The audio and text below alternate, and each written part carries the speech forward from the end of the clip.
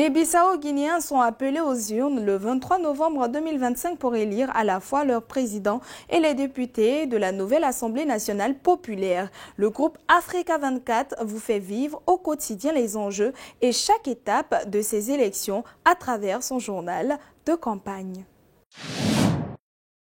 À 52 ans, Umaro Sissoko Embalo sollicite un nouveau mandat à la tête de la Guinée-Bissau.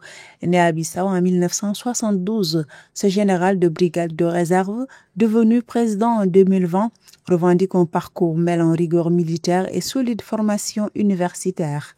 Docteur en relations internationales, il incarne un leadership fondé sur l'ordre, la discipline et la stabilité institutionnelle, des valeurs qu'il résume sous un concept, l'embaloïsme.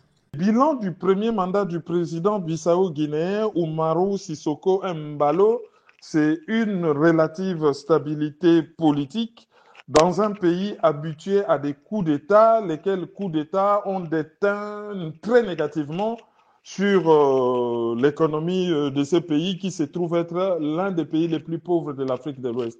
Pour cette nouvelle campagne, le président sortant mise sur une vision tournée vers la jeunesse, l'intégration régionale et la prospérité partagée. Il promet d'investir dans les secteurs porteurs, agriculture, numérique et énergie, afin de transformer la Guinée-Bissau en un pôle économique sous-régional. Un message adressé à une population jeune en quête d'emploi et d'avenir qui l'invite à poursuivre la marche vers la modernisation. L'objectif pour les prochains quinquennats du président sortant, s'il est réélu, c'est de mettre en place des mesures de promotion économique et la réalisation de certaines mesures à caractère social parce que l'économie bissau-guinéenne, à cause de l'instabilité politique, a beaucoup souffert. C'est un des pays les plus pauvres de l'Afrique de l'Ouest avec une population qui vit socialement mais très en deçà du seuil des standards déjà acceptables et puis des standards en Afrique de l'Ouest. Face à une opposition divisée mais critique, Umaro Sissoko Embalo se présente comme le garant de la stabilité nationale. Fort de son expérience à la présidence de la CEDEAO en 2022, il plaide pour une coopération renforcée et une gouvernance plus inclusive, ouverte aux femmes et aux jeunes. Son slogan « Construisons ensemble » résume une stratégie d'unité nationale qu'il espère voir couronnée par un second mandat.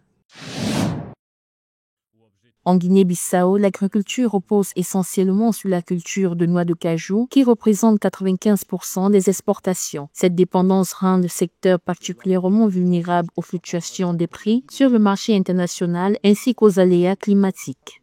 La transformation des produits agricoles est un autre défi. L'organisation de l'optimisation de la production agricole est encore un autre. C'est la concomitance de tous ces défis qui devrait permettre au secteur agricole de contribuer encore plus dans le PIB. La faible productivité figure également parmi les principaux défis de la valorisation de l'agriculture. Entre 2016 et 2020, les rendements par hectare ont diminué pour plusieurs cultures. Ainsi, l'arachide a enregistré une baisse de 14%, le niébé 41% et le manioc 10%. La majorité de la production dans ce pays d'Afrique de l'Ouest est exportée brute ou consommée localement, ce qui réduit la valeur ajoutée. Le plus grand challenge de ce défi, c'est le manque d'énergie pour transformer, au moins pour une première transformation, les produits agricoles et leur permettre d'être vendus et exportés avec une valeur ajoutée certaine. Le défi de la valeur ajoutée est au niveau de la transformation et au niveau de la qualité des produits issus de la transformation. Parce que le pays n'a pas de laboratoire, le pays n'a pas d'infrastructure qualité suffisante pour donner une valeur compétitive et une valeur d'exportation aux produits agricoles. La Guinée-Bissau possède un potentiel agricole considérable. Cependant, la faible diversification des cultures, les rendements modestes, le manque d'infrastructures et les investissements limités freinent le développement et la valorisation du secteur. Le secteur agricole contribue à hauteur de 46% du PIB national, ce qui souligne son rôle central dans l'économie du pays. La Guinée-Bissau, pays d'Afrique de l'Ouest, connaît une situation sanitaire marquée par des progrès limités mais fragiles, confrontée à de nombreux défis structurels. Selon l'Organisation mondiale de la santé, les dépenses de santé représentaient environ 8% du PIB en 2020. Le pays fait face à un déficit important de personnel médical, soit un médecin pour environ 16 382 habitants en 2022. Nous avons signé un partenariat avec la société italienne Intervision pour la mise en place d'une plateforme de contrôle. La mise en œuvre de telles plateformes constitue un moyen efficace pour protéger la vie de nos populations. Il est de la responsabilité du gouvernement de veiller à la santé et à la sécurité de ses citoyens. Avec environ 2,1 millions d'habitants, la Guinée-Bissau fait face à un accès aux infrastructures sanitaires particulièrement limité. Près de 66% de la population doit parcourir plus d'une heure à pied pour rejoindre un centre de santé. Cette situation met en évidence un système de santé fragilisé, confronté à des difficultés structurelles persistantes, notamment pour les populations rurales. Avec une population de 2 millions d'habitants disposant de seulement 8 hôpitaux, 8 centres régionaux, un seul hôpital de référence et un hôpital pédiatrique, le système de santé du pays nécessite une attention renforcée. En 2022, la couverture vaccinale complète chez les enfants n'atteignait que 35%, relevant une forte baisse par rapport aux années précédentes. Afin de renforcer le système de santé national et d'améliorer la gestion des vaccins et des médicaments, un investissement de 5 millions de dollars a été annoncé en octobre 2025 pour la construction d'un entrepôt connecté, solaire et intelligent. Avec un peu plus de 686 000 habitants sur une population nationale de 2,2 millions, Bissau, la capitale de la Guinée-Bissau, s'étend à l'embouchure du fleuve Djeba. Portière et discrète, elle offre une expérience africaine singulière, loin de l'effervescence des grandes métropoles ouest-africaines. Ici, l'héritage colonial portugais se mêle à une vitalité africaine bien ancrée. Dans le quartier de la Vila Bissau, les bâtiments anciens aux façades délavées racontent l'histoire d'une cité à la fois mélancolique et fascinante où passé et présent s'entrelacent. Alors Bissau a cette particularité, c'est une des capitales les plus méconnues de l'Afrique de l'Ouest. Et pourtant, elle offre une immersion rare dans une culture vibrante et métissée. Métissée parce qu'il y a eu l'apport lusophone, mais aussi les traditions africaines. Et si vous voulez commencer un voyage à Bissau, vous devez vous rendre d'abord au musée ethnographique national, qui est une sorte de mémoire précieuse pour la Guinée-Bissau.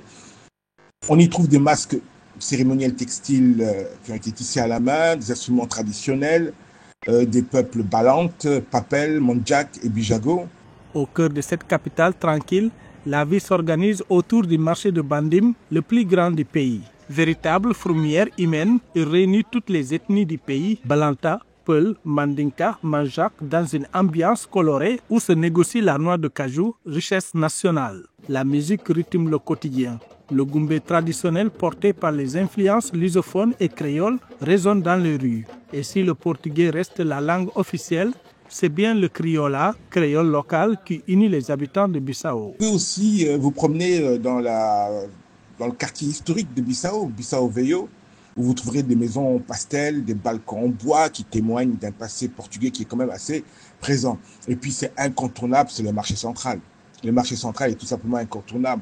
Il est animé du matin au soir, vous avez des étals qui débordent d'épices, des artisans au travail, vraiment une scène vivante où la culture se partage avec la chaleur et la simplicité. Et les célébrations, vous avez le carnaval de Bissau qui enflamme la ville. Bissau est aussi la porte d'entrée d'un trésor écologique. L'archipel des Bisagos, classé réserve de biosphère par l'UNESCO depuis 1996. Une nature préservée, refuge d'une biodiversité unique et de traditions ancestrales. Capitale à taille humaine, Bissau se découvre sans hâte. Elle invite à dépasser les clichés, à embrasser son charme brut et à plonger dans la réalité d'une Afrique authentique, fier de ses racines et tourné vers l'avenir.